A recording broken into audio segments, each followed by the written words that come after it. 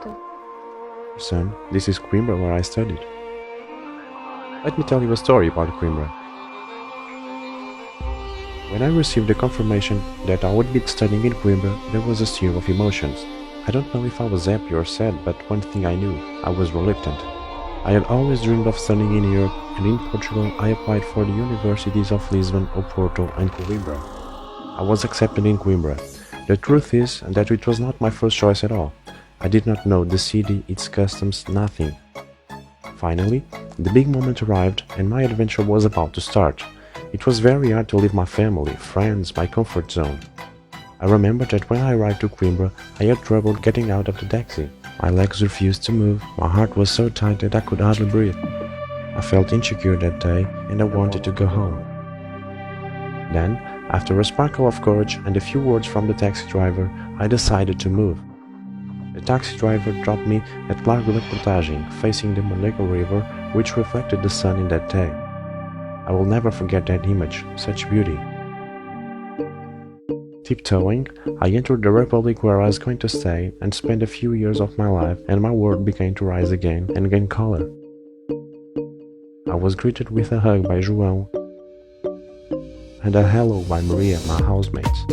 At that precise moment, I knew all along that my stay in Coimbra would be less painful than I had imagined.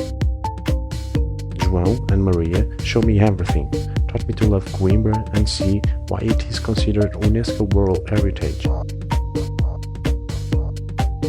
We went to Machado de Castro Museum, Chopal Woods, the university, and to the downtown and the uptown that is typical of cities with great history. I met Fado, and in spite of not understanding the lyrics, I could confirm the intensity of those songs.